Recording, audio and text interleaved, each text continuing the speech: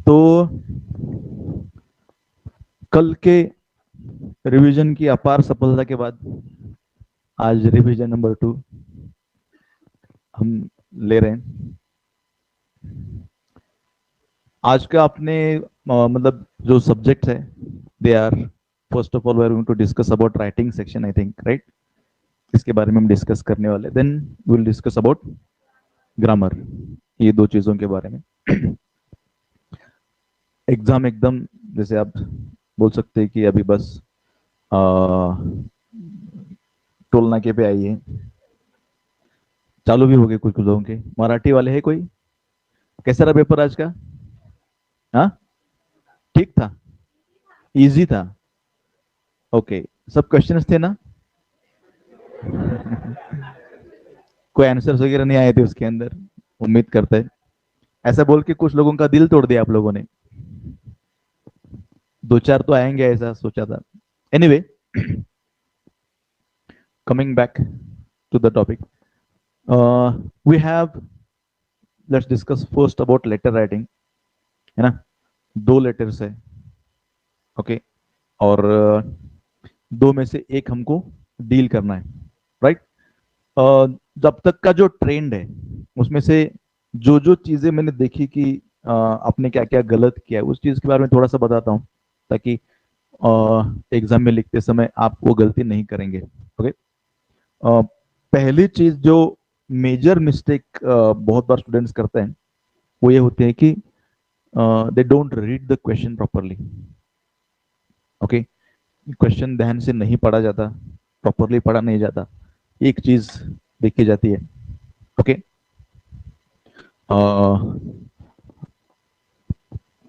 Admission का period अपने ये नहीं बोलना कि एसी सिर्फ नाम के लिए लगा के रखा है। मैं बोलूंगा उस दिन नहीं कि चालू किया था 5 महीने के लिए। तो सबसे पहली चीज जो मैंने देखा कि लेटर गलत लिखने का एक रीजन ये देखा जाता है कि क्वेश्चन ध्यान से नहीं पढ़ा जाता है। तो सबसे पहले ये बात ध्यान में रखो कि कोई भी क्वेश्चन हो, भले ही वो लेटर राइटिंग का हो या एनालिटिकल पैराग्राफ राइटिंग का हो, कुछ भी हो, reading question carefully is very very important. क्योंकि एक बार क्वेश्चन अपने ध्यान से पढ़ा तो ही आगे का सब कुछ इजी हो जाता है। अच्छा, क्वेश्चन पढ़ने के लिए कभी कभी क्वेश्चंस काफी बड़े आते हैं, लेंदी क्वेश्चंस पूछे जाते हैं, still you got to read. खासकर आपको ये भी मालूम होना चाहिए कि कौन सा पार्ट आप लोगों को ज्यादा ध्यान से पढ़ना है। Sometimes some information is given which is not that important for us, लेकिन कुछ कुछ जगह पे जैसे write a letter, informing, telling about वगैरह वगैरह, ये सब जो होता है ना, इस चीज के ऊपर आप लोगों को ज्यादा ध्यान देके पढ़ना पड़ेगा, क्योंकि that is what you are asked to do, okay. तो एक बार क्वेश्चन पढ़ लिया आपने, एक बार पढ़ो, दो बार पढ़ो, तीन बार पढ़ो, चार बार पढ़ो, चलता है। क्योंकि पहली बार आपको पूरा पढ़ने को, समझ के पढ़ने को थोड़ा टाइम लगेगा। सेकेंड टाइम आप पढ़ेंगे तो कंफर्म हो जाएगा, एग्जैक्ट क्या आपको मालूम पड़ेगा। अगर आपको क्लैरिटी है क्या लिखा है क्या बोला है, it is okay, no problem with that. लेकिन आपको लगता है कि there is no clarity, again you can read it once more. अच्छा, उसके बावजूद भी आप फिर से, ये अगर आपको समझ में नहीं आया, you must read actually both the letters. दोनों भी पढ़ना है, पहला इजी भी लगे आपको तो you can go to the second letter पढ़ना है, ओके। पढ़ के एक बार आप लेटर निकालेंगे ना, तो दोनों पढ़ेंगे, अच्छे से पढ़ेंगे, समझ लेंगे, then you have to decide which one you have to write. अब वो जब लेटर आप पढ़ेंगे तो पढ़ते पढ़ते कौन सी बातों का ध्यान आपको रखना है।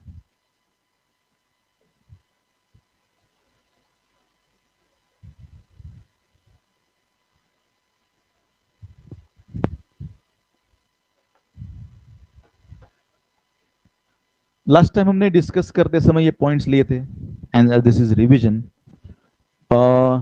ये आपको सबसे पहले समझ लेना है, जैसे हमने डिस्कस किया था, फिर से याद दिलाता हूँ क्या आपको ध्यान रखना है। सबसे पहले आपको देखना पड़ेगा कि who is writing the letter, आप कौन है, मतलब आपको अभी थोड़ी देर के लिए आपके आंग में कोई आएगा, तो कौन है? ओके, ये आपको समझ लेना है। ओके, उसके बाद आपको सोचना है कि किसको लेटर लिखना है आपको। ये भी क्लियर होना चाहिए आपके माइंड में एकदम। Okay, whom are you going to write this letter? ये सेकेंड थिंग, राइट। मतलब राइट अ लेटर टू वगैरह रहता है, ये क्लैरिटी होना आपके दिमाग में, ये हूं और मैं इनको लेटर लिख रहा हूं। Okay, third thing, you should know why are you writing the letter. क्या रीजन है? ओके, क्यों लिखा जा रहा है, ये आपको मालूम होना चाहिए। Okay, next thing, when is also a very important thing, कि ये कौन सा टाइम है, क्योंकि सेंडर्स एड्रेस के बाद जो डेट लिखते हैं हम, वो डेट लिखते समय आपको मालूम होना चाहिए कि कौन सा टाइम है, कौन से पीरियड है जब आप लेटर लिख रहे हैं। So this also is very important. When, okay, after when आपको ये देखना है कि what you are going to write in the letter, ये आपको दिमाग में थॉट होना चाहिए। when you before starting to write a letter, you need to decide what are the things that you are going to include in the letter. Okay, मतलब क्या लिखना है, कैसे लिखना है, सब सब सब आपको ध्यान में रखना है। और उसके बाद आप कौन है, ये चीज को अगर आप सोचेंगे ना, तो आपको ये भी सोचना है कि what is your designation. Okay, आपको अगर याद होगा तो हमने देखा था कि what in what authority you are going to write this letter. Okay, क्या पावर है आपके अंदर जिससे आप ये लेटर लिख रहे हैं, आपको लेटर लिखने के लिए बोला गया है, ये भी आपको ध्यान में रखना है। मतलब क्या क्वेश्चन पूछना है, ये आपको समझ में आएगा। In case you are going to write the answer, you should also know what is your responsibility.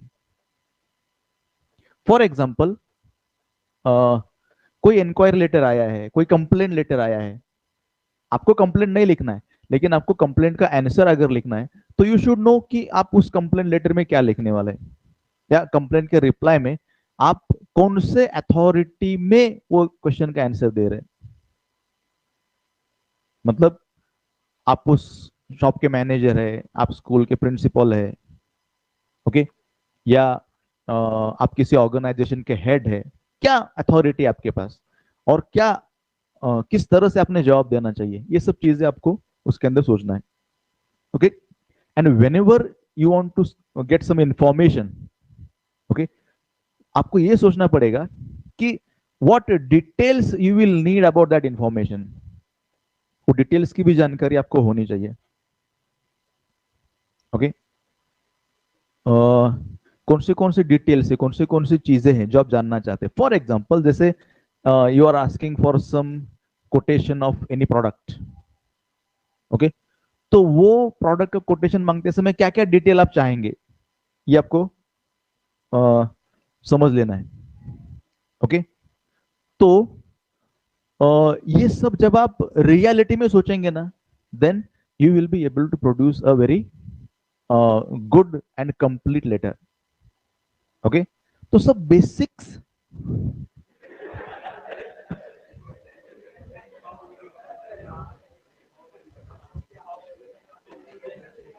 हाँ,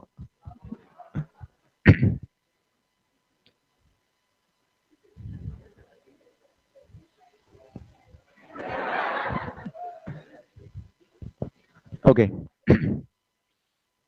तो इस सारे बेसिक्स आप जब इंफॉर्मेशन समझेंगे ना, सृष्टि, सृष्टि चेन्नई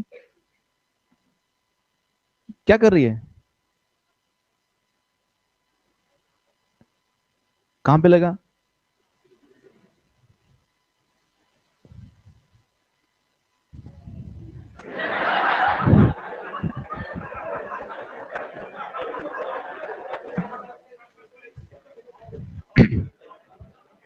ओके, तो आपको क्या डिटेल्स चाहिए, जैसे हर चीज के बारे में डिटेल इंफॉर्मेशन आपको प्रॉपर देना पड़ेगा। फॉर एग्जाम्पल, आप मोबाइल खरीद रहे हैं, ओके, मोबाइल खरीद रहे तो उसके अंदर क्या क्या इंफॉर्मेशन चाहिए आपको, ओके, वो सारी इंफॉर्मेशन सोच समझ के आपको लिखना पड़ेगा। आपने अगर समझो कहीं से कोई टीवी खरीदा है या फ्रिज खरीदा है या वॉशिंग मशीन खरीदा है या टू व्हीलर खरीदी है, उसके बारे में अगर आपको कंप्लेन करना है तो कंप्लेन करते समय क्या क्या चीजों की कंप्लेन आप करना चाहते हैं या करेंगे, ये भी आपको डिटेल मालूम होना चाहिए। ये सारी डिटेल्स आपको पता होना चाहिए कि क्या डिटेल आपने प्रोवाइड करना चाहिए, ओके।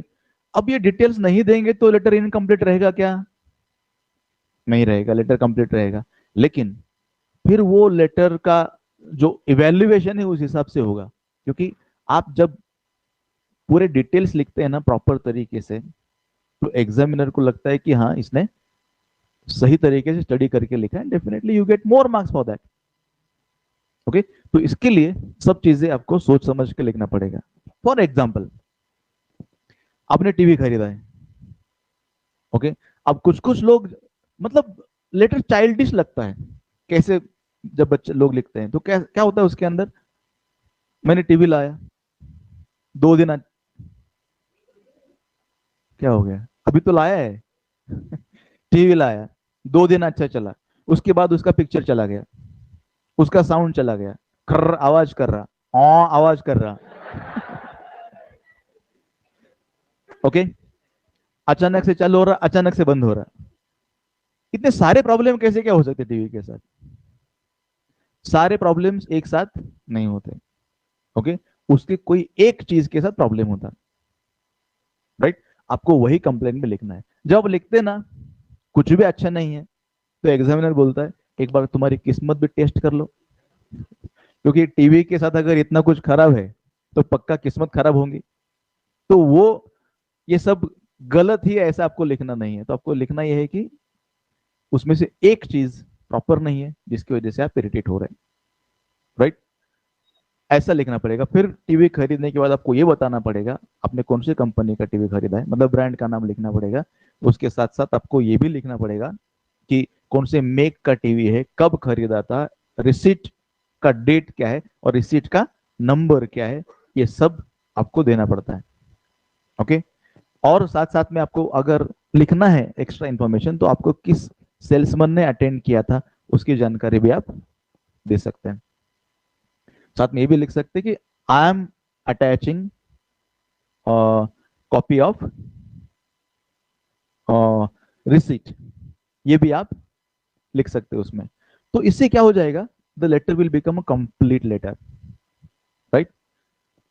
तो कंप्लेंट लेटर्स, इंक्वायरी लेटर्स में जब कुछ आपको चाहिए तो कुछ चीजें अगर मंगानी है तो it has to be provided in form of table, कितनी क्वांटिटी चाहिए, सीरियल नंबर, पर्टिकुलर्स, क्वांटिटी, ये सब चाहिए। उसके साथ साथ आपको फिर डिस्काउंट्स भी मांगना है, ओके।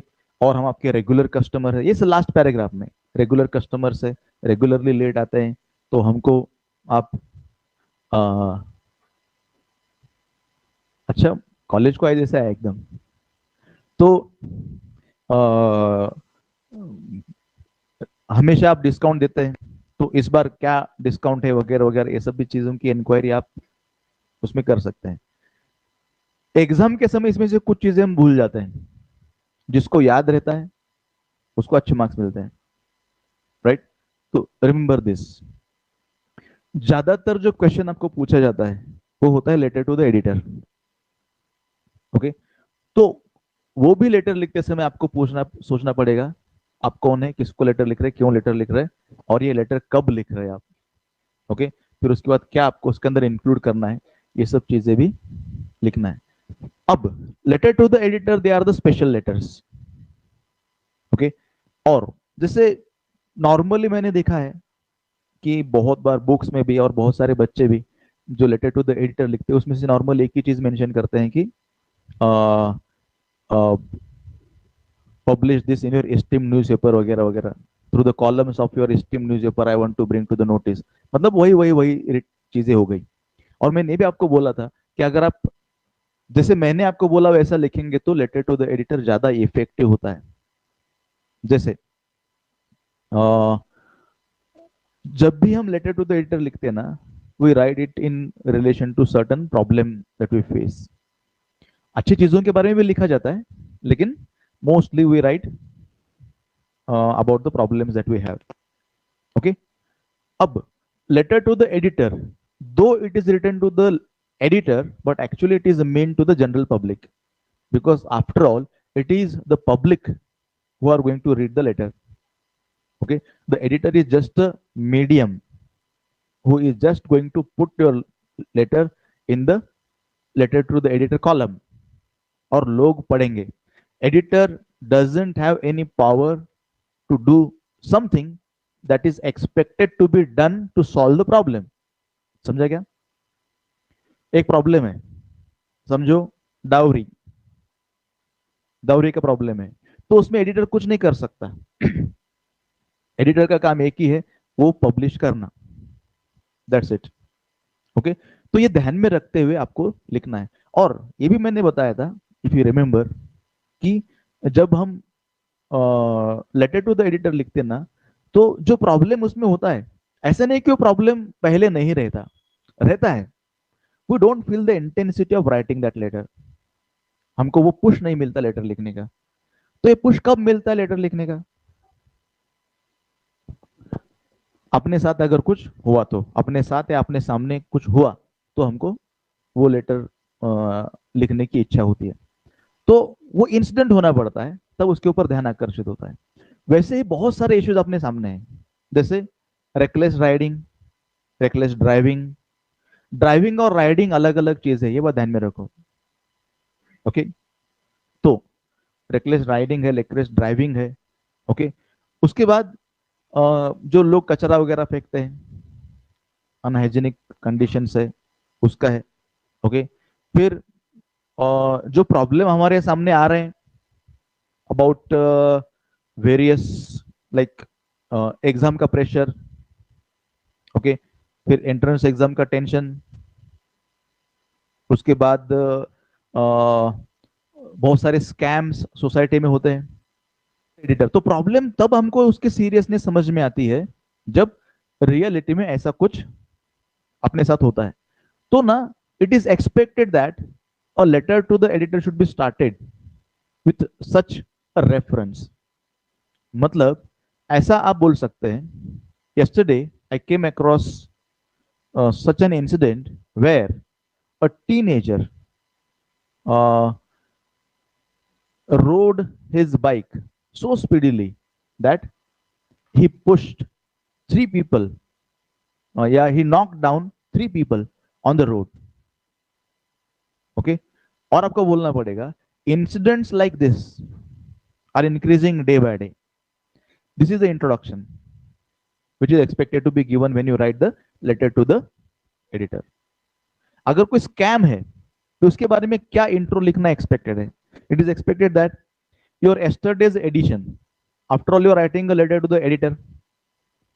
ओके, तो जैसे हम ऐसा बोलेंगे कि yesterday's edition brought a very saddening and disheartening news of one more scam by a government officer या by a minister. There is no newspaper that doesn't bring the news of such scam. These are increasing day by day. फिर main आपको start करना है, main body. तो ऐसा लिखना expected है जब भी आप कोई लेटर टू द एडिटर लिखते हैं तो। ओके, किसी करंट एक्टिविटी से कनेक्ट करके उसको लिखना होता है। ओके, वैसे ऐसे एक सवाल मेरे दिमाग में है, इसलिए पूछ लेता हूँ। I hope all of you know who is an editor. पक्का? अच्छा, मतलब ऑनेस्टली बोलो, क्योंकि आप हाथ उठाएंगे तो मैं बोलूंगा कि ओके यू नो, आगे बढ़ते हैं। ओके, तो ऑनेस्टली बोलो, किसको किसको मालूम है who is an editor? Editor कौन होता है, कितने लोगों को मालूम है? हाथ उठाओ। आप मोबाइल मत उठाओ अभी। हु, एडिटर कौन होता है? एडिटर किसको बोलते हैं? कितने लोग जानते हैं? एक, दो, तीन, चार, बाकी लोगों को नहीं मालूम एडिटर कौन होता है? लेटर टू द एडिटर लिखते हैं ना आप, फिर you don't you know who is any editor? अगम आए, अवगढ़ कैसे फिर? चार पांच लोगों को मालूम है सिर्फ लेटर, ये एडिटर कौन होता है? फिर इतने दिन लेटर लिख किसको रहे थे आप? मैंने तो ऐसे ही क्वेश्चन पूछा था, मैं बोला देखते। बाप रे। ओके, हाँ, किसके बच्चे? टैलेंटेड बच्चे। इसको हम क्या बोलेंगे? कोई तो इसको फिगर ऑफ स्पीच बोलेंगे ना इसको। Anyway, anyway, ironing. हाँ, एनीवे, देखो, न्यूज़पेपर होता है, ये तो मालूम है कि नहीं? न्यूज़पेपर होता है, ओके। वो न्यूज़पेपर रोज छपता है, उसमें क्या क्या छपता है? न्यूज छपते हैं, राइट। उसके अंदर आर्टिकल छपते हैं, एडवर्टाइजमेंट छपते हैं, सब सब सब सब छप के आता है, राइट। अब एक दिन में जो न्यूज़पेपर आता है, उसमें समझो 100 न्यूज आते हैं, 50 एडवर्टाइजमेंट्स आते हैं, 10-12 आर्टिकल्स आते हैं, ओके। लेकिन आ, वो उसमें छापना कि नहीं छापना?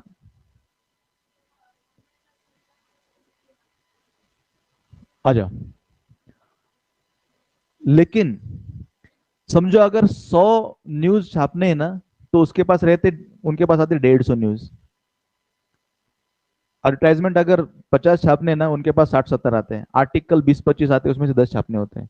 जो पर्सन उसके अंदर क्या छापना क्या नहीं छापना ये डिसाइड करता है, उसे कहते हैं editor. Do you know edit मतलब क्या होता है? एडिट मतलब करेक्ट। तो वो एडिट करता है। मूवी जब शूट होती है ना, मूवी, वो शूटिंग होती है 10 घंटे की। 10 घंटे की इन द सेंस, पहले शुरू में जो मूवी बनती है ना, पूरी मूवी बनती है 10 घंटे की, ओके। 10 घंटे की मूवी बनने के बाद उसमें से पूरा काट छाट करके, हाँ, वो फिर 2.5 घंटे की वगैरह मूवी आखिर में बनाई जाती है। तो जो ये काटने वाला होता है, क्या काटना क्या रखना, ये डिसाइड करने वाला जो पर्सन होता है, he is called as editor. और when you write a letter to the editor, daily hundreds of letters come to the editor. सैकड़ों लेटर्स आते हैं, उसमें से एडिटर छापता कितना है?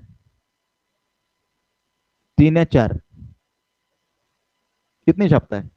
तो क्या छापना क्या नहीं छापना, ये वो डिसाइड करता है। इसीलिए हमको उसको लेटर लिखना है कि बाबा, तू, ये तुम्हारे न्यूज़पेपर में तुमने छापना है, ओके। और उसी को इसलिए लिखना क्योंकि he is the person who decides what to print and what not to print. उनको हम बोलते हैं एडिटर, ओके।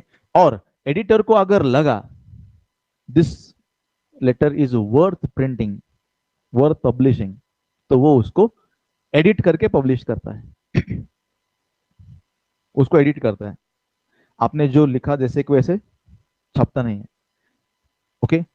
अब exactly editor, letter to the editor क्या होता है, ये अगर आपको जानना है तो एक आध न्यूज़पेपर पढ़ो आप। कल एक आध न्यूज़पेपर पब्लिश करो, मतलब सॉरी, परचेज करो। परचेज करो और देखो कि उसमें एग्जैक्टली कैसे आया हुआ है। और आजकल लेटर टू द एडिटर ऐसा हाथ से लिख के, पेन से लिख के नहीं भेजे जाते, ओके। डायरेक्ट मेल किया जाता है, ओके। और इसलिए पहले letter to the editor delayed जाते थे। मतलब आज अगर कोई न्यूज पब्लिश हो गई, तो उसके ऊपर 3-4 दिन के बाद फिर उसके ऊपर रिएक्शन छपता था। लेकिन आज कल के न्यूज़पेपर का रिएक्शन आज ही छप जाता है। और इसमें बहुत सारे लोग होते हैं जो, उन्होंने जो छापा है उसके ऊपर भी कमेंट करते हैं। उन्होंने जो सही गलत जो भी छापा है उसके ऊपर भी कमेंट करते हैं। ओके। और कोई अगर कोई चीज के ऊपर नहीं छाप रहे तो उसके ऊपर भी कमेंट करते हैं। तो this is called as letter to the editor. Okay. तो उसमें होता क्या है, लेटर टू द एडिटर लिखने से क्या होता है, समझो। मुझे ऐसे लगा कि टीनेजर जो बाइक लेके वगैरह चलाते हैं मुझे पसंद नहीं है, फॉर एग्जाम्पल, आपकी बात नहीं कर रहा मैं। समझो, टीनेजर जो बाइक चलाते हैं अभी, वो भी भुई भुई चलाते हैं। कैसे चलाते हैं? हाँ। वो समझो मुझे पसंद नहीं है। मैं क्या करूंगा, वो मैं लोगों को बताना चाहता हूँ लोगों को बताना चाहता हूँ कि ये गलत हो रहा है। तो मैं सबके घर जाके बताऊंगा? नहीं बताऊंगा, बहुत टाइम चला जाएगा। ओके। तो सबको लेटर लिखूंगा मैं, जालना में जितने भी लोग हैं, बहुत पैसे लगेंगे, है ना। आजकल बेस्ट वे क्या है, फेसबुक पे डालो, राइट। पहले ये तरीका होता था, फेसबुक वगैरह जब नहीं था, it was done through letter to the editor. आपको एक ही लेटर लिखना है, एक ही लेटर न्यूज़पेपर के एडिटर को लिखना है। उन्होंने अगर न्यूज़पेपर में पब्लिश कर दिया ना, तो क्या होता है, एक साथ लाखों लोग आपके थॉट्स पढ़ते हैं। ओके। और उसके ऊपर रिएक्शंस भी आते हैं। Means you feel a satisfaction of conveying your feelings and thoughts to lakhs of people at one and the same time। और कि इतना इजी मीडियम होने की वजह से there are thousands of letters which come daily to the editor। He edits them, he checks them, and he publishes them, and he also knows that he does a very important thing, because this is something uh, can change the mentality of people। Okay। तो this is called as letter to the editor। Okay. तो इसमें generally social problems, अच्छी चीजों के बारे में भी लिखा जाता है, ऐसा नहीं कि सिर्फ बुरी चीजें ही होती है, good things are also published. But एक सोशल अवेयरनेस क्रिएट करने के उद्देश्य से ये लेटर्स लिखे जाते हैं, ये आप ध्यान में रखना। Got it? अब whenever you write a letter to the editor, and you know that the main body of the letter it contains four things, right? हाँ, I hope you remember what is the problem, why is the problem, effects, and remedies। You are not expected to write a lengthy letter। Letter की total length कितनी होनी चाहिए, proper देखा जाए तो 150 to 200 words अगर सब मिला के हो जाते हैं तो it is a good letter, it is enough. Okay. और सपोज आपको लेटर लिखने के लिए लग रहा है, मतलब 150 टू 200 वर्ड्स में आपको लेटर लिखना है, आपको ये लेटर लिखने को टाइम कितना लगता है, बोलो मुझे। Understand my question. लिखने को टाइम कितना लगता है? What is your writing speed? How many words do you right in a minute? एक मिनट में कितने वर्ड्स लिखते हैं आप? Do you know? 50? हम 30 पकड़ के चलते हैं एवरेज। चेक करके देख सकते हैं आप घर पे जाके आपकी राइटिंग स्पीड क्या है। 50 वर्ड्स पकड़ के चलते हैं, हेलो, सॉरी 30 पकड़ के चलते हैं, 30। ओके। तो आपको 200 वर्ड्स लिखने के लिए कितना टाइम लगने वाला है? बहुत हो गया, 7 मिनट्स। तो याद रखो, आपको लेटर लिखने के लिए, प्रैक्टिकली लिखने के लिए सिर्फ 7 मिनट से लग रहा है। बाकी के 7 मिनट्स आपको थॉट प्रोसेस में डालने हैं, सोचने में डालने हैं। ओके। कि मैं क्या क्या लिखूं, कहां कहां लिखूं, कैसे कैसे लिखूं। ओके। और ये थॉट प्रोसेस अगर नहीं रहेगा ना, तो फिर हमको एक परफेक्ट लेटर डिलीवरी करने में प्रॉब्लम हो जाती है। Okay. So think for a while whenever most of the time letter to the editor is asked, और उसके अंदर फिर आपको ये सोचना है कि आपको सबसे पहले कि what is the problem. If you are writing about the problem, what is the problem, write in 2 sentences what is the problem. Okay, 2 sentences काफी है। Then tell why is the problem, ये प्रॉब्लम क्यों है, right in 2 sentences। Okay, उसके बाद आपको बताना है कि इस प्रॉब्लम्स के इफेक्ट्स क्या हैं, सिस्टमेटिकली बताना है। Don't mix them up. ऐसे नहीं करना है कि एक लाइन में व्हाट लिखा, एक लाइन में वाई लिखा, फिर इफेक्ट्स लिखा, फिर रेमेडीज लिखा। ऐसा नहीं करना है। एक एक एक एक एक एक करके आपको चीज सिस्टमेटिकली लिखनी है। 2 sentence, 2 sentence, 2 sentence, and most of the time this thing is missing. एक अच्छा एग्जामिनर ये देखने की कोशिश करता है कि सबने रेमेडीज लिखी है क्या। रेमेडीज अगर लिखी तो ही लेटर कंप्लीट होता है। प्रॉब्लम क्या है ये बताने वाले 10 लोग मिलेंगे, लेकिन हाउ टू सॉल्व ये बहुत कम लोग बताएंगे। तो ना आपको रेमेडीज देना जरूरी है। कितने सारे प्रॉब्लम्स आपको देखने को मिलते हैं, there are many problems. Just give some thought to this. This is stray dogs है, स्ट्रे कैटल है, अभी बोल के गई हमको। हाँ वो बहुत ही महान वाक्य था वो। तो वो स्ट्रे डॉग, स्ट्रे कैटल ये प्रॉब्लम है। ओके, उसके साथ साथ रोड एक्सीडेंट्स। इधर आ जाओ बेटा। हाँ, बैठो इधर। तो रोड एक्सीडेंट्स से भी एक इश्यू है। अच्छा, क्वेश्चन क्या होता है मालूम है क्या? क्वेश्चन होता है रोड एक्सीडेंट्स, हम पढ़ते हैं accidents. There is a lot of difference. So इसको ध्यान से देखना। हम क्या करते हैं, एक्सीडेंट्स के ऊपर एकदम मस्त लिख के आते हैं, झिंगाट लिख के आते हैं हम। मैंने लिखा ट्रेन एक्सीडेंट, रेलवे एक्सीडेंट, गाड़ी के एक्सीडेंट्स, एरोप्लेन के एक्सीडेंट्स, सब सब सब लिख के आ जाते हैं, है ना। हमको लगता है मस्त लिखा है, मैं एकदम ऐसा मस्त खुश खुशम खुश हो जाते हैं हम, लिख के आते हैं। 5 मार्क तो एग्जामिनर ने देना चाहिए। कम भी कम किए तो 4.5 तो देने ही देंगे, ऐसे करके आते हैं। एग्जामिनर देता है 1 मार्क। क्योंकि आपने अगर 100 वर्ड्स लिखे हुए हैं तो उसमें 20 ही रोड एक्सीडेंट्स के रहते हैं, तो 20% मार्क्स दे देता हूँ। तो ऐसे सिचुएशन में क्वेश्चन एग्जैक्टली क्या है ये समझना बहुत ज्यादा जरूरी है। इसलिए मैंने क्या बोला, 3 बार पढ़ो, एग्जैक्ट क्या है वो समझो। क्योंकि उसके बाद एक बार क्वेश्चन पढ़े ना, सोच के लिखने के लिए आपको 12 से 15 मिनट लगने वाले। तो 12 से 15 मिनट वेस्ट नहीं जाना चाहिए आपके। तो 2 बार क्वेश्चन पढ़ते हैं तो you understand it well. So give a thought to this and write it. Format को लेकर, हाँ, एक और चीज आती है कंक्लूजन। बहुत सारे लोगों को लगता है कंक्लूजन में क्या लिखना। कंक्लूजन में ये जनरल लिखा जाता है कि what you expect the person you are writing to is should take some steps. सामने वाले ने क्या स्टेप्स उठाना चाहिए, ये आपको उसको बोलना है।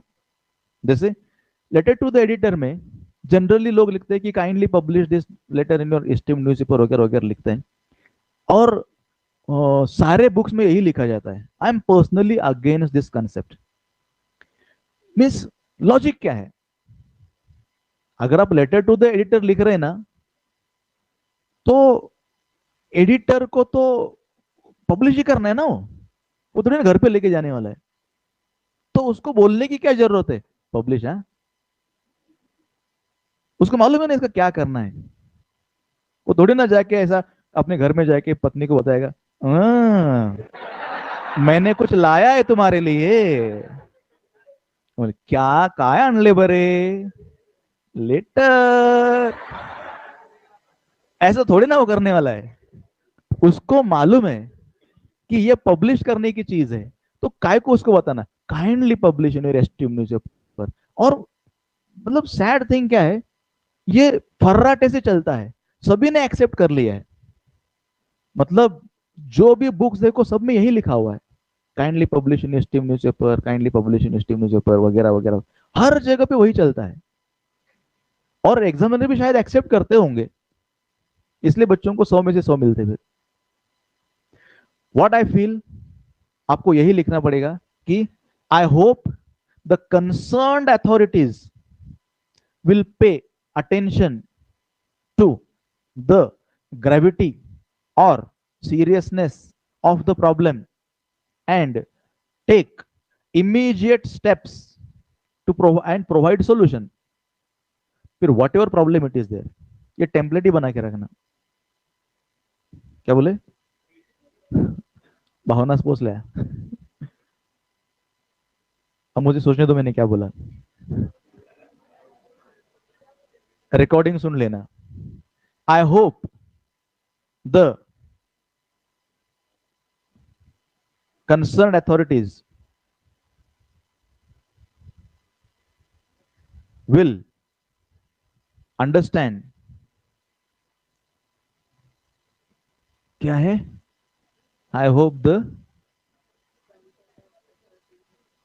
ये क्या है? कंस्टेंट। झंडू बम देखा आपने? नहीं? आईना होगा घर में, देख लेना। हाँ, कंसर्न, कंसर्नड जो आप लिख रहे हैं ना, उसका मीनिंग तो कम से कम आपको समझना चाहिए। कंसर्न्ड मतलब संबंधित। I hope the concern authorities will understand the gravity of the problem.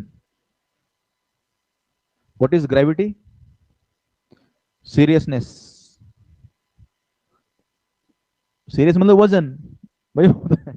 the gravity, seriousness or depth of the problem and take immediate steps.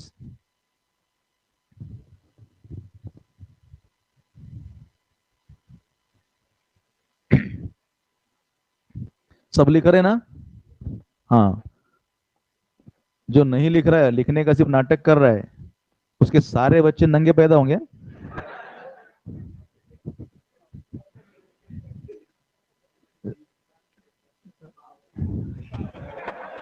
Okay, नहीं, इमीडिएट की स्पेलिंग में जेड लिखा उन्होंने, चलता है, कोई प्रॉब्लम नहीं।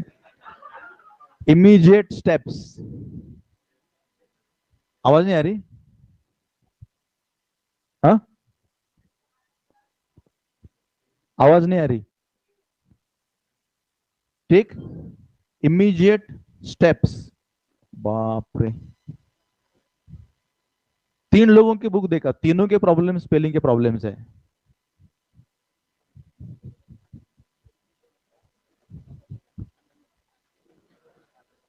immediate steps and provide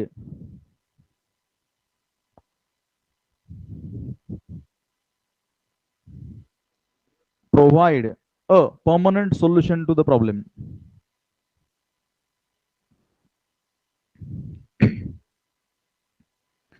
Provide a permanent solution to the problem. तो इमीडिएट ऐसा ऐसा एक सोल्यूशन होना चाहिए, मतलब कंक्लूजन होना चाहिए, राइट? और ये हर प्रॉब्लम के सॉल्यूशन में, हर प्रॉब्लम के कंक्लूजन में ये सेंटेंस आप डाल सकते हैं। ओके, तो एकदम perfect letter to the editor हो जाता। लेटर टू द एडिटर की लैंग्वेज कैसे होनी चाहिए? नहीं, it's a mixed language, formal informal दोनों मिक्स रहती है। अब आपको बताने की जरूरत नहीं what is formal what is informal. अभी धोखा खा चुका हूं मैं थोड़ी देर पहले। मैं बोला हु इज एडिटर, और 2 साल से वही सीख रहे, letter to the editor, letter to the editor. और आज जब एग्जाम 2 दिन पे है, हम पूछ रहे हु इज द एडिटर, क्या की यानी क्या नहीं की। एनीवे, तो कौन बोलेगा फिर व्हाट इज फॉर्मल लैंग्वेज? गोल गोल जवाब नहीं चाहिए। हाँ, वेरी गुड। एग्जैक्टली क्या?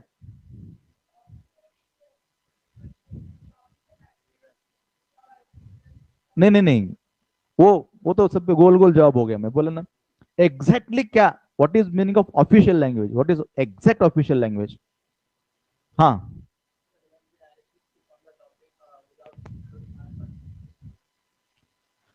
आमच्या घरची लाईट गेले हो. कवा येता? डायरेक्ट बोला मैंने. तो ये क्या फॉर्मल है? मेरी जुल्फे बिखर गई. डायरेक्ट फॉर्मल है ये? है? हमारे घर के लाइटा गए वाले जी. तुम्हारे को कितने बार बोला, तुम आते नहीं. तुम्हें काय को नहीं कर, काय को ऐसा कर रही जी. फॉर्मल लैंग्वेज है. मैं तो डायरेक्ट ही बोला ना आपको. हाँ. हाँ. Very good. ये होता है फॉर्मल लैंग्वेज. फॉर्मल लैंग्वेज मतलब ऐसा लैंग्वेज जिसके अंदर आप सिर्फ असर्टिव सेंटेंसेस यूज करते हैं. You don't use any interrogative sentence, exclamatory sentence, imperative sentences. Interrogative sentences are allowed whenever you want to ask a question. वैसे ही पूछना पड़ेगा आपको. इसे कहते हैं फॉर्मल. इसके अंदर प्लीज, सॉरी ऐसे वर्ड्स यूज नहीं किए जाते. उसके बजाय I request you, I apologize, ऐसे सेंटेंस यूज किए जाते हैं. इसके अंदर इनफॉर्मल वर्ड्स भी अलाउड नहीं है. हे, ऐसा नहीं. ऐसा यूज नहीं होता. गुड मॉर्निंग ऐसा, जय हिंद इस तरह से इसमें विश किया जाता है. ओके. तो ये फॉर्मल लैंग्वेज है. इसके अंदर शॉर्ट फॉर्म्स यूज नहीं किए जाते, पूरे फुल फॉर्म्स यूज किए जाते हैं. शॉर्टन फॉर्म्स यूज नहीं किए जाते हैं. इसके अंदर इंटरजेक्शंस का इस्तेमाल नहीं किया जाता. क्या बोले?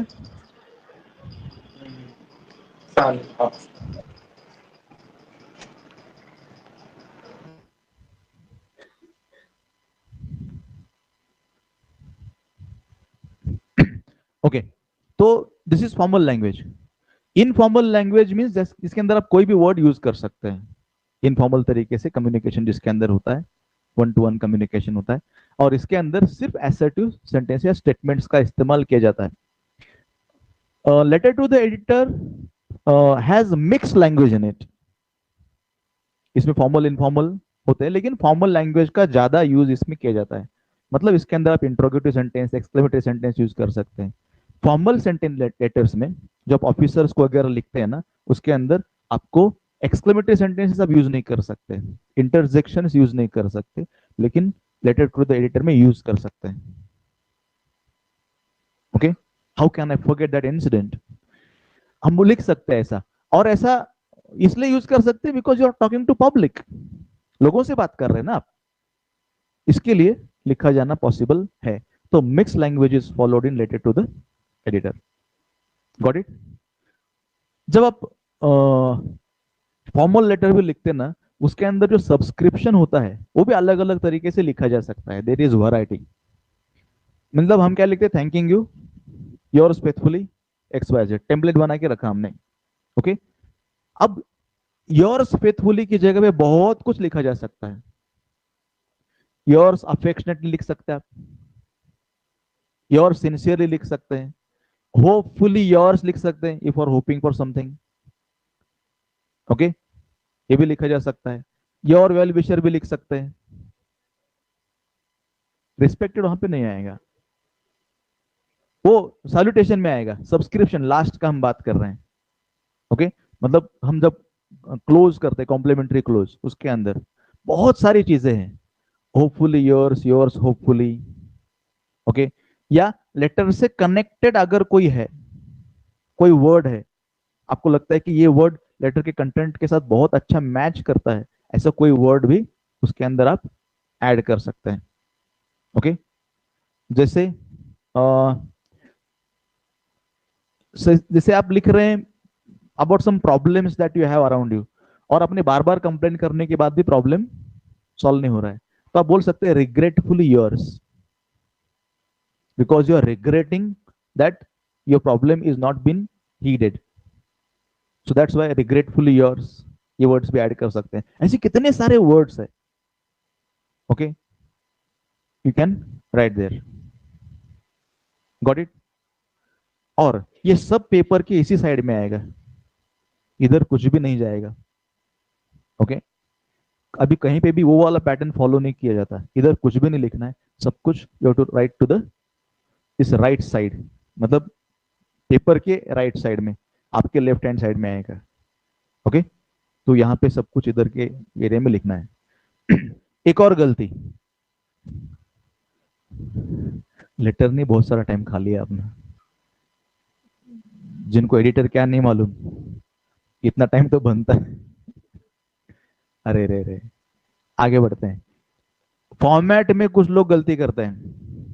फॉर्मेट में जैसा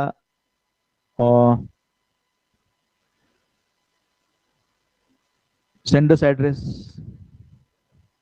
जो सेंडर्स एड्रेस दिया है ना वही लिखो, नहीं दिया राज ठाकरे जिंदाबाद, मन से आपको लिखना है।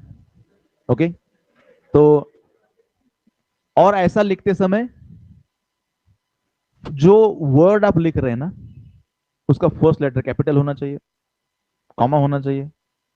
ओके, और सिटी का नाम कौन सा दिया है वो ध्यान से देखना। ओके, फिर डेट, डेट जब आप लिखेंगे तो डेट का फॉर्मेट अभी भी काफी लोग गलत लिख रहे हैं। It is high time now.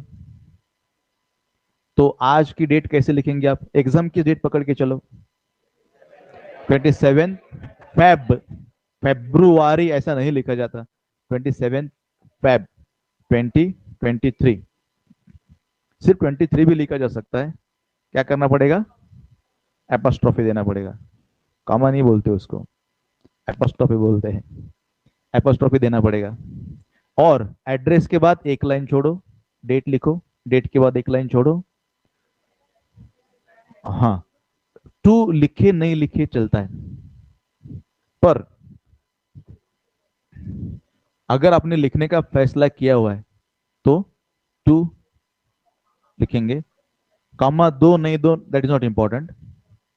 यहां पे लिखना है द, जिसको भी लेटर लिख रहे हैं ना, आपको मालूम है रिसीवर्स एड्रेस में क्या क्या चीजें ध्यान में रखी जाती है। सबसे पहले हेड का नाम, ये सब पढ़ाया हुआ है, आप अगर रिवाइज करके एग्जाम देते तो करेक्ट दिखते हैं।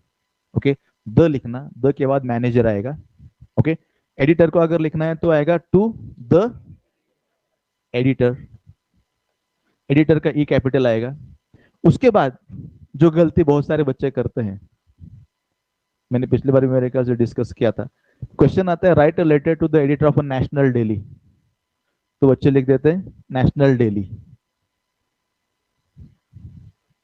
ऐसा नहीं लिखा जाता, यहाँ पे नेशनल डेली नहीं लिखना है। नेशनल डेली मतलब नेशनल लेवल पे पब्लिश होने वाला न्यूज़पेपर। कभी कभी आते हैं write a letter to the editor of a local daily, तो लिखते लोकल डेली, लोकल डेली नहीं, वो वहां पे लिखना है आपको न्यूज़पेपर का नाम। लोकल डेली बोले तो आप द लोकमत टाइम्स लिखो, अगर नेशनल डेली लिखना है तो हाँ द टाइम्स ऑफ इंडिया या इंडियन एक्सप्रेस लिख सकते हैं आप।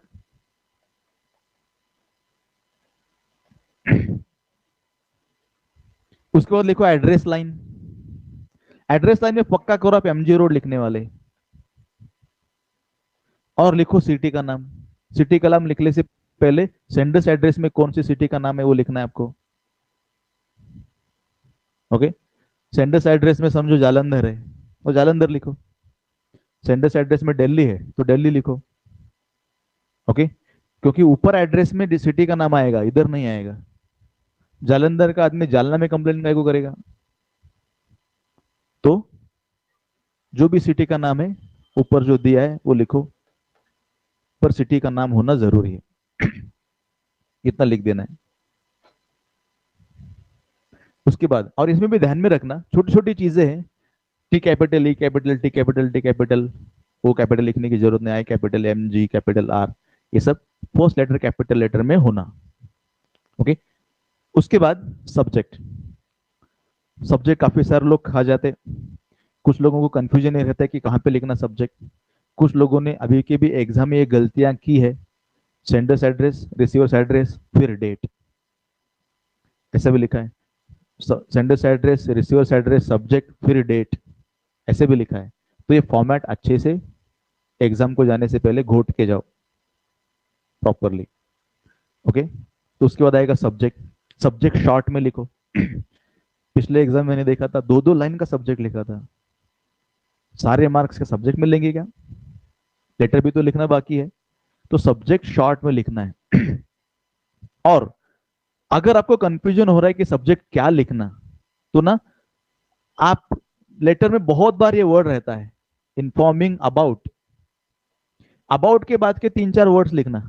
अभी आप अनपढ़ तो नहीं है कि ऐसा बताऊं, क्योंकि जनरली क्या होता है मराठी मीडियम में वगैरह ऐसे बताया जाता है, अबाउटच्या नंतरचे 2-3 शब्द जे आहेत काही करायचं नाही, उचलून चिटकून द्यायचे तिथे, बरं का? ऐसा रहता है। तो आपको तो बताने की जरूरत नहीं, you know English very well. Okay. तो अबाउट के बाद जैसे write a letter to the editor about the problem of this and this, तो वो problem of this and this जो भी है आपको लिखना है। ओके। और वो भी आता है उसके अंदर, write a letter to the editor regarding, फिर रिगार्डिंग के बाद का जो भी है उसके अंदर आप जोड़ सकते हैं, ऐड कर सकते हैं। हाँ, रिगार्डिंग भी लिख सकते हैं। कुछ कुछ लोग पूछे रिगार्डिंग लिखना क्या है, लिखना रिगार्डिंग भी लिख सकते हैं आप। ओके। लेकिन वो नहीं लिखे तो भी लेटर का सब्जेक्ट कंप्लीट होता है। और सब्जेक्ट एक फ्रेज होना चाहिए, ये बात भी आप लोगों ने ध्यान में रखना है। फ्रेज, फ्रेज मतलब it should not be full sentence. And compulsory thing क्या है? 3 paragraphs. A letter without 3 paragraphs is not a letter at all. It has to be written in at least essay, at least 3 paragraphs.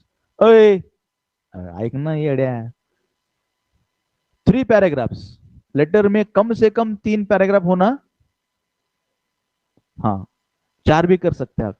Main body को 2 part में divide कर सकते हैं। Okay.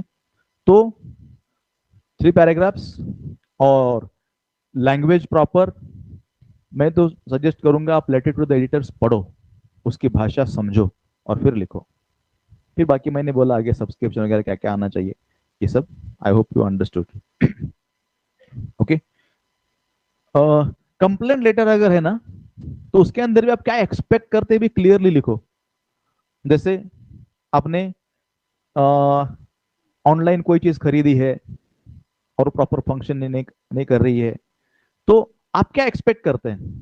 Whether you want it repaired, replaced, money back चाहिए, क्या चाहिए, clearly expect करना है आपको उसके अंदर। और लीगल एक्शन की धमकी नहीं देना है। अदरवाइज हाँ, आई विल टेक एक्शन, हाँ, नहीं, legal action is the last thing. Okay. और लीगल एक्शन की धमकी नहीं दी जाती, डायरेक्ट लीगल एक्शन ली जाती है। प्रैक्टिकल रीजन ऐसा है कि जो भी बड़े बड़े कंपनीज होते हैं उनके क्या बोलते हैं उसको, लीगल एडवाइजर्स होते हैं, एडवोकेट्स होते हैं। और आपने बोला कि I will take legal action, फिर वो बोलते हैं अच्छा ओके वैसे ही करेंगे फिर। ओके। फिर और यू नो लीगल एक्शन कितने साल चलती है, फिर उनका एडवोकेट जाएगा कोर्ट में हर बार, जबकि आपको खुद को जाना पड़ता है। तो उसमें ज्यादा हैरेसमेंट है। इसलिए लीगल एक्शन जो भी डायरेक्ट ले जाता है, यहाँ पे आपको लीगल एक्शन की धमकी नहीं देना है। ओके। आप चाहे तो उसके अंदर मेंशन कर सकते हैं कि this is my third letter, this is my fourth letter about this particular topic. Okay. तो अगर आपको कोई प्रॉब्लम सॉल्व करके चाहिए तो ऐसा कर सकते हैं। Okay. Any question about letter before concluding? नहीं। If it is given, right. It is not given, don't write. Pin code is not compulsory.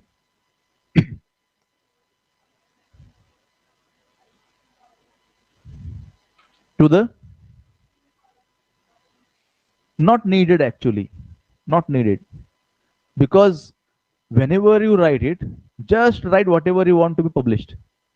That is written in the first paragraph through the esteemed, actually esteemed column ऐसा नहीं होता है, esteemed is used for a newspaper, it is an adjective that is used for a newspaper, to the columns of, through the columns of your esteemed newspaper, newspaper esteemed है, esteemed मतलब reputed है, वो वैसा लिखने का type है। मैं इसलिए कहता हूँ कि ये चीज इतनी फॉलो की जाती है कि सभी को लगता है कि ऐसे ही लिखा जाना चाहिए, बट एक्चुअली जरूरत नहीं है। क्योंकि हमने क्या लिखा कि your yesterday's edition brought a news of a scam वगैरह वगैरह, ऐसा आएगा। और पढ़ के बहुत बुरा लगा। हम ऐसा लिख रहे हैं ना, तो ऐसा लिखा जाना चाहिए नॉर्मली। ओके। पर वो आप अगर वैसा भी लिखेंगे तो वो भी लोग एक्सेप्ट करते हैं, लेकिन मुझे लगता है कि ऐसा लिखेंगे तो it is much much better. वैसे व्हाट आई फील, अगर आप बोलते हैं कि सर मुझे बोर्ड में लेटर टू द एडिटर में 5 में से 5 मार्क मिले, तो I will not be happier. जितना खुश मैं तब हूंगा जब आप सच में मुझे बताएंगे एक न्यूज़पेपर लाके, सर मैंने लेटर टू द एडिटर लिखा था, देखो पब्लिश हो गया। Because that is how it is applied. Okay. तो तब मुझे ज्यादा अच्छा लगेगा, और ये पर्पज ही वही है लेटर टू द एडिटर का। ओके। हाँ। नहीं, इनफॉर्मल में यूज कर सकते हैं, इनफॉर्मल में यूज कर सकते हैं, लेकिन ये वो लेवल का इनफॉर्मल लेटर लिखना ही नहीं है आपको। Okay. Letter to the editor इतना इनफॉर्मल नहीं है, थोड़ा सा इनफॉर्मल से 2-4 इंच ऊपर है ये। तो इसके लिए नहीं लिखना हो, सेमी फॉर्मल मान के चल सकते हैं आप। और कुछ? हाँ,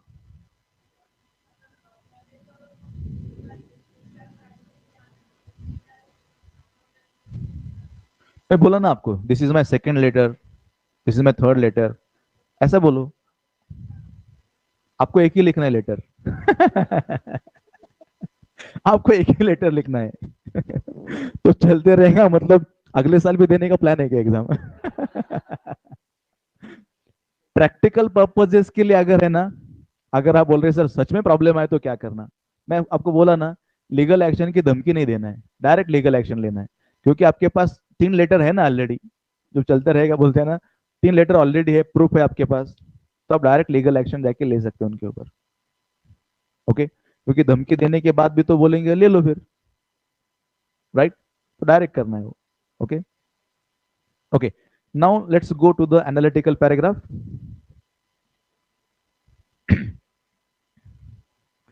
again same thing I would like to say, read the question carefully. कभी कभी एनालिटिकल पैराग्राफ का क्वेश्चन पेज भर के होता है, और आपके बोर्ड में तो बड़े बड़े फॉन्ट से छपते हैं। हम तो वैसे पेपर बचाने के लिए, पेपर बचाने के लिए, पैसे बचाने के लिए नहीं, पेपर बचाने के लिए हम उसको थोड़ा सा ऐसा, हाँ, 11-12 का फॉन्ट चूज करते हैं। ओके। मतलब वसुंधरा का ध्यान रखने के लिए। तो ऐसा होता है, पर वो ऐसा आपसे पैसे ले चुके हैं, और इसलिए वो बड़े बड़े फॉन्ट वाले छापते हैं। तो उसमें एक क्वेश्चन पूरा पेज का आता है। ऐसा नहीं करना है कि देखते ही आपने बोला अरे बाप रे इतना क्वेश्चन कैसे पढ़ना, चलो मेन मेन पढ़ लेते हैं। नहीं। आपकी रीडिंग स्पीड क्या है?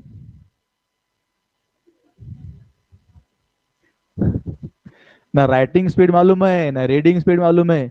हम मान के चलते हैं एक नॉर्मल सेंसिबल इंसान की रीडिंग स्पीड आपके एज की जो होनी चाहिए ना, it is around 100 to 150 words मान के चलते, बेयर मिनिमम पकड़ के चल रहे हैं हम।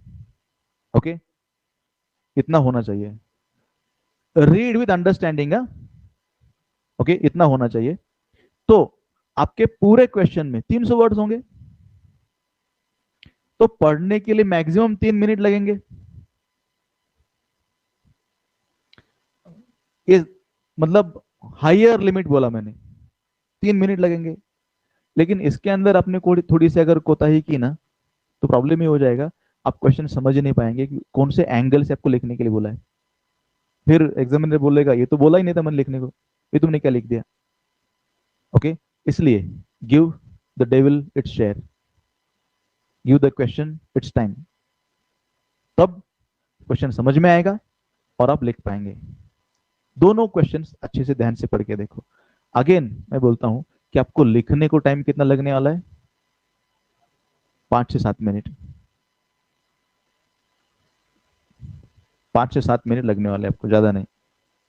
तो सोचने के लिए, क्वेश्चन पढ़ने के लिए आपको ज्यादा टाइम इन्वेस्ट करना है। तो क्या लिखने को बोला ये देखो अगेन। जैसे पिछले कुछ पेपर्स में मैंने देखा, कुछ कुछ स्टूडेंट्स का जो राइटिंग था, मैंने बोला था कि कुछ कुछ चीजें आपको रैंडमली दी हुई रहती है, उसको सीक्वेंस में लिखना है ना। मतलब समझो इंडिया का एक्सपोर्ट की बात कर रहे हैं हम, एक्सपोर्ट में हाईएस्ट से लोएस्ट तक जाना, राइट, ऐसा था। तो ये हर जगह पे अप्लाई नहीं होता है। जैसे अभी हमने एक लिया था जिसके अंदर क्रिकेट के में एक बॉलर कितना विकेट लेता है उसके बारे में जानकारी थी। ओके, एक बॉलर कितनी विकेट लेता है 5 टेस्ट मैचेस में, इसके ऊपर था। क्रिकेट की जानकारी अगर आपको नहीं है तो मत लिखो। मतलब उसमें रन्स क्या होते हैं और विकेट्स क्या होते हैं यही नहीं मालूम, तो आप क्यों लिखेंगे? उसको लिखे दूसरा है वो चूज करो। अच्छा, आपको मालूम है इसका मतलब आप 3 3 पेज का लिखेंगे ऐसे थोड़ी ना है। ओके, इसके लिए select on which you can right better. आपको क्वेश्चन सेलेक्ट करते समय that will make a lot of difference. Question select करना, क्वेश्चन सेलेक्ट करते समय ध्यान रखना पड़ेगा कि किसमें आप ज्यादा अच्छे से लिख पाएंगे, कौन से टॉपिक को ज्यादा अच्छा जस्टिस दे पाएंगे, ये सब मायने रखता है। हाँ, क्वेश्चन पढ़ लिया आपने एक बार, उसमें जो भी आपको डेटा दिया हुआ है, भले ही वो ग्राफ हो, मैप हो, टेबल हो, फेबल हो, ट्री डायग्राम हो या फ्लो चार्ट हो, जो भी नॉन वर्बल तरीके से इंफॉर्मेशन दिया हुआ है वो सारा आपको अच्छे से समझ लेना है। उसमें ईयर्स है, यूनिट्स है, ये भी पढ़ के देखना है। ओके, और वो पढ़ के फिर आपको डिसाइड करना पड़ेगा कि ये सीक्वेंस में लिखना है, क्रोनोलॉजिकल ऑर्डर में लिखना है कि हायर टू लोअर इस तरह से लिखना है, वो आपको समझना पड़ेगा। अभी ये जो विकेट उसने लिए थे, wicket it has to be mentioned in chronological order. Okay, मतलब पहले साल में इतने, दूसरे साल में इतने, तीसरे साल में इतने, उसको एनालाइज करना है। ओके, तो you have to decide on the spot, right. और आपको ये सोचना ही पड़ेगा कि मैं कैसे लिखूं, because that is going to decide your marks, right.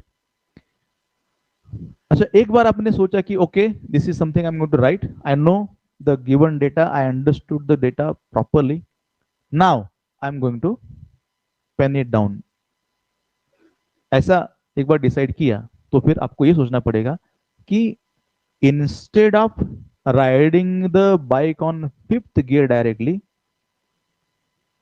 The god has made first and second gears as well. तो आपको वैसे स्टार्ट करना पड़ेगा, you need a proper take off. That's why a short introduction is all the time necessary. क्या बोला शोएब ने? Very good, introduction. तो एक शॉर्ट इंट्रोडक्शन उसका देना बहुत ज्यादा जरूरी है। अब इंट्रोडक्शन कैसे देना? एक्चुअली ना, कभी कभी ये रियलिटी है, इंट्रोडक्शन देख के ही एग्जामिनर डिसाइड कर लेता है कि इस बंदे में कितना दम है। ओके, मतलब एक बॉलर बॉलिंग करते आ रहा है, उसके भागने के तरीके से ही मालूम पड़ता है कि इसमें कितना दम है।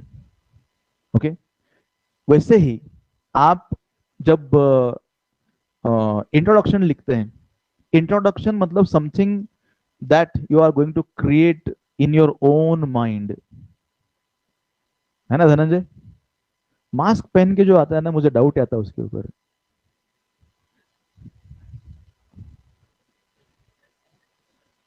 तबीयत खराब है? हाँ फिर ठीक है, आपके ठीक है ना? ओके, तो इंट्रोडक्शन में क्या होता है, ये बताता है कि आपका रेंज ऑफ रीडिंग कितना है, क्योंकि बाकी सब तो अंदर का वही लिखने वाले हैं। Introduction is something that you are going to write of your own. फिर उसमें आप क्या लिखते हैं, कौन से लेवल का लिखते हैं, that plays a very important role, right.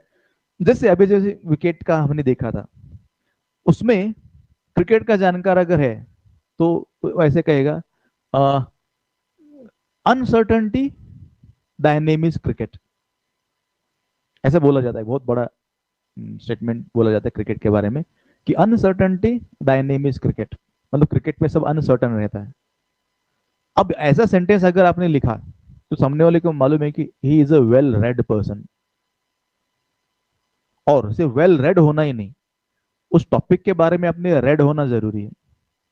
सिर्फ उतना ही नहीं, ऑन द स्पॉट आपको वो रिमाइंड होना भी बहुत जरूरी है, और उसका रिलेवेंस भी आपको समझ में आना जरूरी है।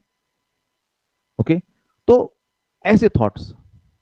अब समझो इंपोर्ट एक्सपोर्ट के बारे में कुछ लिखा हुआ है, और इंपोर्ट एक्सपोर्ट का इंट्रोडक्शन देते समय आपने अगर इंटरनेशनल ट्रेड क्या होता है उसके बारे में एक रिसेंट अपडेट अगर दे दिया, तो एग्जामिनर फ्लैट हो जाएगा वहीं पर, उसको लगेगा कि एक्सलेंट है, इतना तो मैं भी सोच नहीं सकता था। ओके, आप लिख सकते हैं, आप सिर्फ उस डेप्थ तक जाते नहीं है।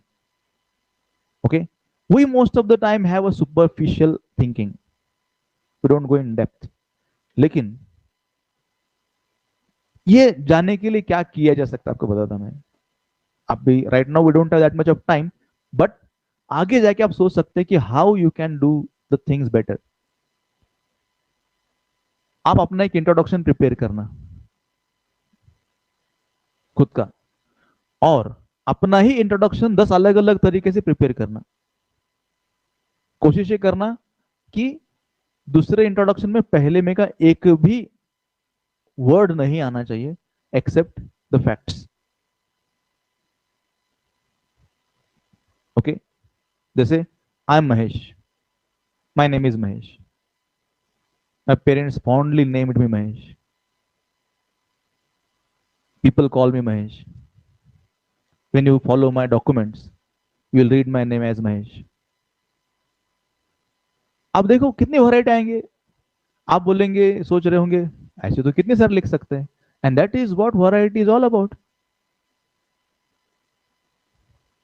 ओके, तो ये जब आप ऐसे एक्सरसाइजेस करेंगे ना, तब आपकी वोकैबुलरी इंप्रूव होगी, या आपका प्रेजेंटेशन भी इंप्रूव होगा, और आप खुद भी सरप्राइज हो जाएंगे कि मुझे मालूम नहीं था कि मैं इतना भी कर सकता हूँ, कर सकती हूँ। तो इंट्रोडक्शन सबसे पहले तो इंपॉर्टेंट चीज टाइटल दो, don't forget to give title. बोले या ना बोले टाइटल दो, डोंट स्टार्ट विदाउट टाइटल, क्योंकि एक मुंडका होना बहुत जरूरी है। मुंडका, मुंडी, हाँ, तो टाइटल इज द मुंडी ऑफ द पैराग्राफ। तो किसके बारे में है, क्योंकि टाइटल भी कोई आसान चीज नहीं है। आपको मालूम है लोग मूवीज का टाइटल देखने देने के लिए कितना जद्दोजहद करते हैं, क्या क्या करते हैं, है ना, बिकॉज टाइटल इज एवरीथिंग। एक टीवी पे प्रोग्राम आता था, उस प्रोग्राम का नाम था हकाबन, हकाबन। अब हमको समझ हकाबन क्या है, तो उसका लॉन्ग फॉर्म था हा कार्यक्रम बगू नका, मतलब देखो मत। और फिर हमारे तो क्यूरियोसिटी रहती, हम ऐसा बोले ना, नदी बह रही है, मस्त आवाज आ रही, पेड़ वगैरह है, ध्यान से देखना, बस एक बंदर है वहां पे, बंदर मत देखो, इग्नोर दैट बंदर, नदी बह रही है। तो वैसा। ओके, हाँ हाँ, तो दिमाग अपना वहीं पे जाता है, और मुझे कहते हैं क्यूरियोसिटी किल द कैट, मतलब कैट क्यूरियस रहती तो इसके लिए क्यूरियोसिटी से कभी कभी मर जाती, वो उसकी कहानी है। तो आ, ये सब चीजें मीन्स, हाँ, टाइटल टाइटल देना बहुत थॉटफुल प्रोसेस है। अगर आप एक सोच के टाइटल देंगे तो बेटर रहेगा। माय सजेशन, टाइटल ऊपर दो, लेकिन सबसे लास्ट में दो। ओके, फिजिकली पहले दो, और क्रोनोलॉजिकली लास्ट में दो। क्यों ऐसा?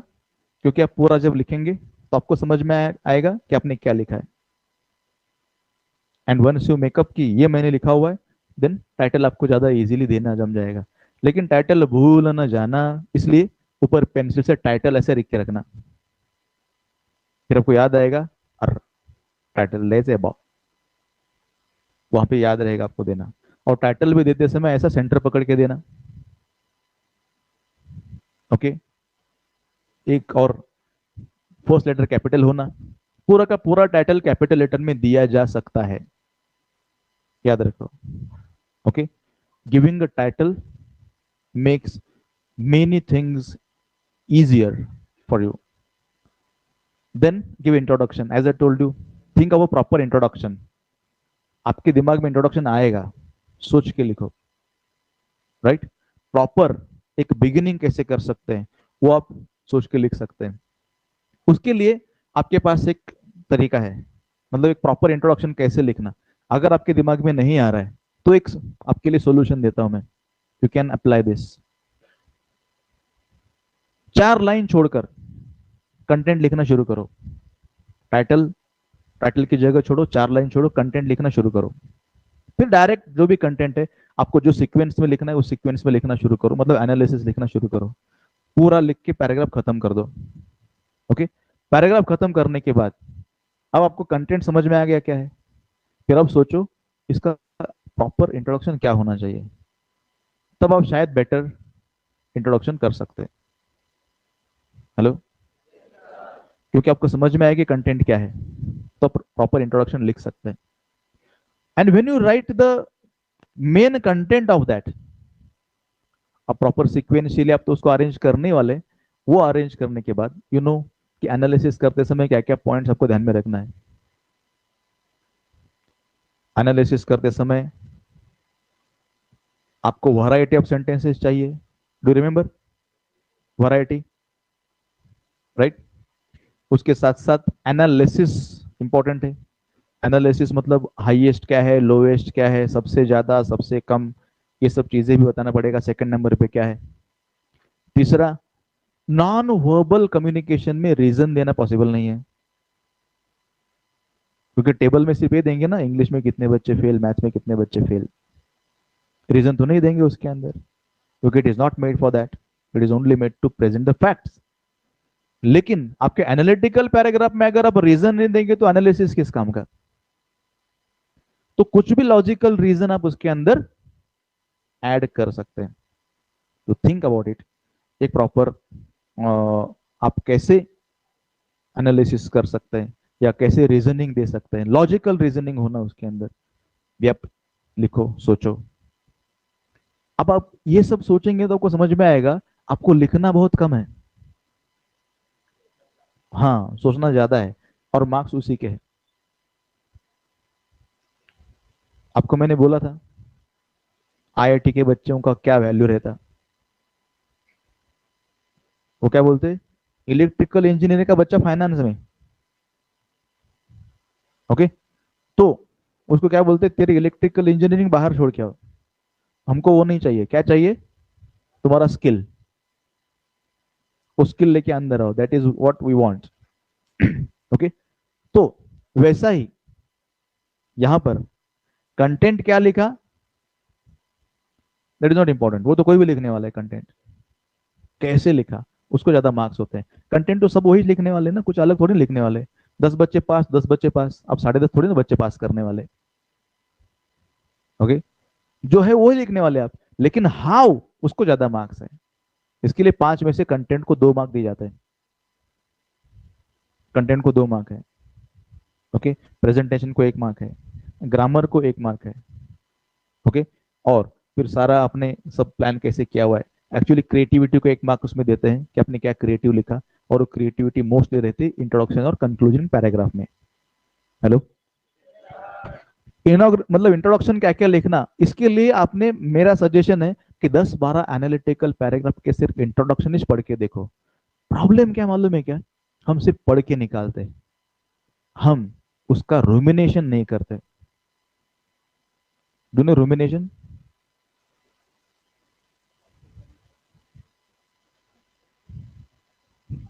Exact word is रुमिनेशन।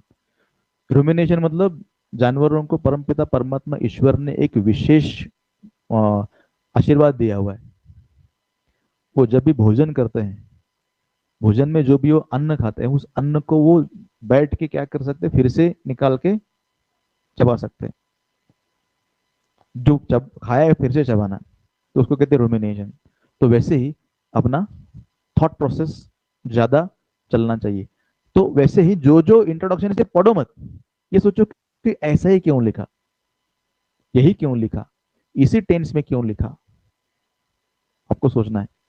ओके, फिर आप जब सोचेंगे तो आपके दिमाग में वो क्या हो जाएगा, दिमाग को आदत लग जाएगी कि हाँ ऐसा सोचा जाता है।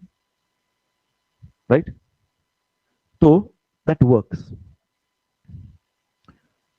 Conclusion, don't complete the analytical paragraph without conclusion. Conclusion is must. Conclusion में क्या करना,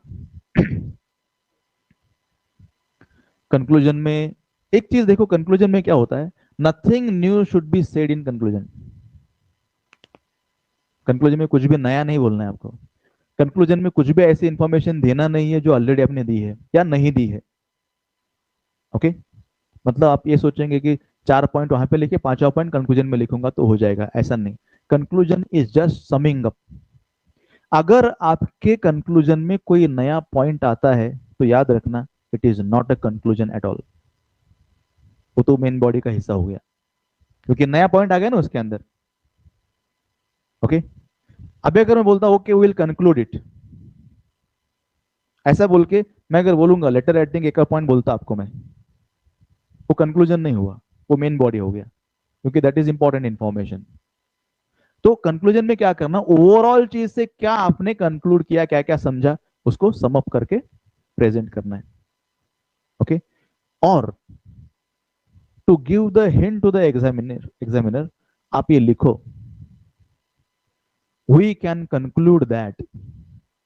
फिर आपका कंक्लूजन अगर काम का भी नहीं रहा ना, तो एग्जामिनर को लगता है वी कैन कंक्लूड दैट बोल के आत्मा उसकी हो जाती है तृप्त। उसको लगता है वाह, कंक्लूजन लिखा है बंदे ने।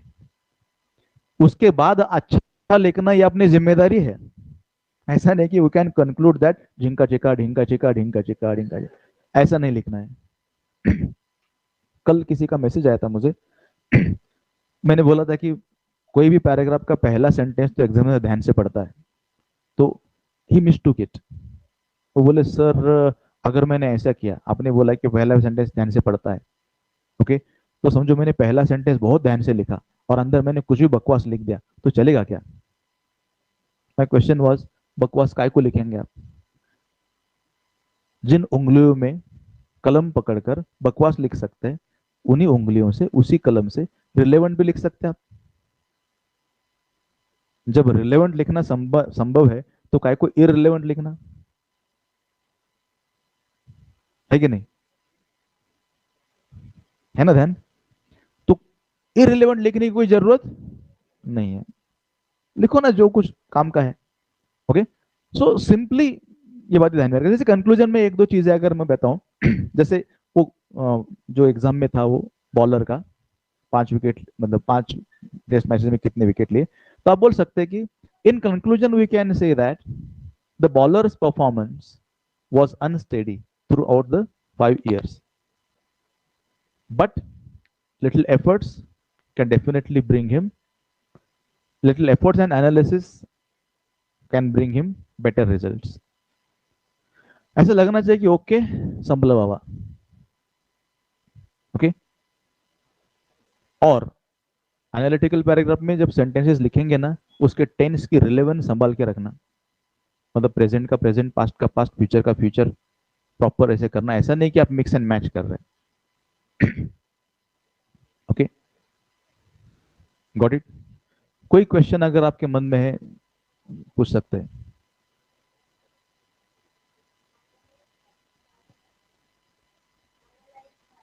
हम्म।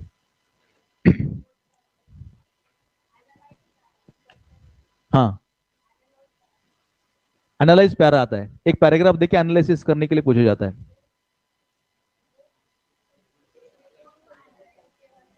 हाँ,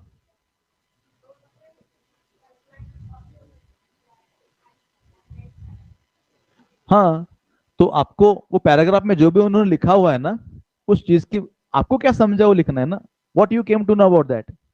समझो अगर इंफॉर्मेशन दिया हुआ है कि कोविड की वजह से इतने इतने लोगों को प्रॉब्लम हो गया, इतने इतने लोग मतलब जगह चेंज करनी पड़ी, माइग्रेट हो गए वगैरह वगैरह, ऐसा पैराग्राफ में लिखा हुआ है।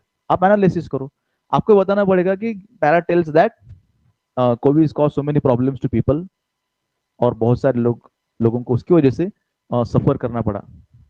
We also understand that this issue was not located to only one state. ऐसा पूरा डिपेंड करता है कि कैसे चीज है, लेकिन what you came to know about that, आपको एक लेवल डीपर जाना है, क्योंकि जो भी वो लिखते रहे ना वो सुपरफिशियल रहेगा, आपको थोड़ा डीपर जाके लिखना है। Okay, a layer more. Okay, और कोई क्वेश्चन?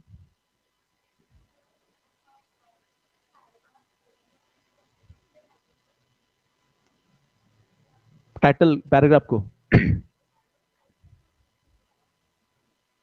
उन्होंने जो बोला वो सेम मैं बोला ना आपको, जो जो लिखा आपने, तो वो चीज को लेकर रिलेवेंट क्या टाइटल लगेगा, मतलब आप उस टॉपिक में क्या डील किया है आपने, वो देखना है।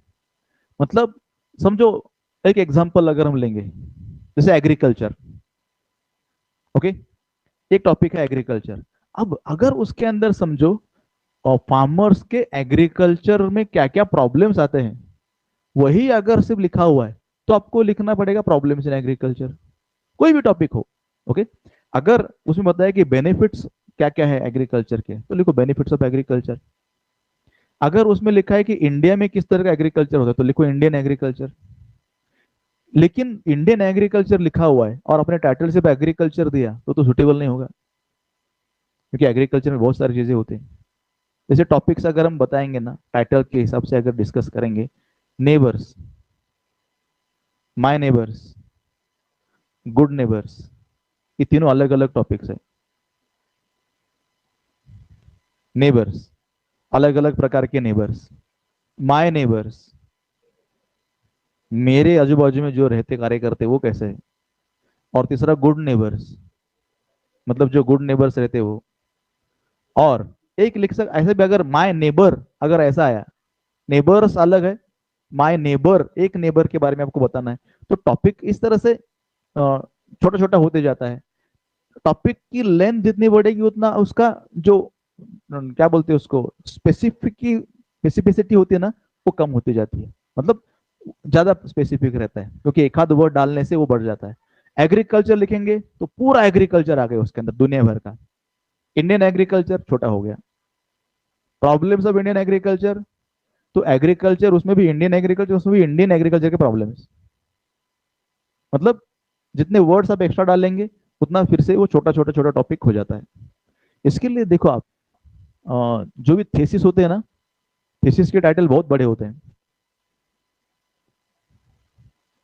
ओके,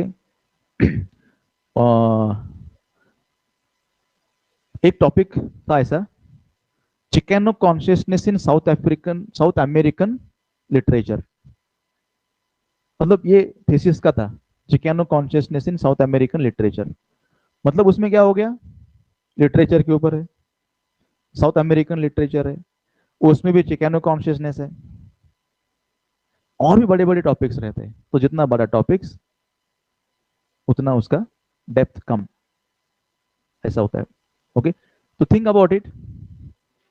और भी कुछ क्वेश्चन रहे तो post keep on posting me, I will try to help as much as possible, otherwise class में पूछेंगे तो ज्यादा बेटर रहेगा। ओके।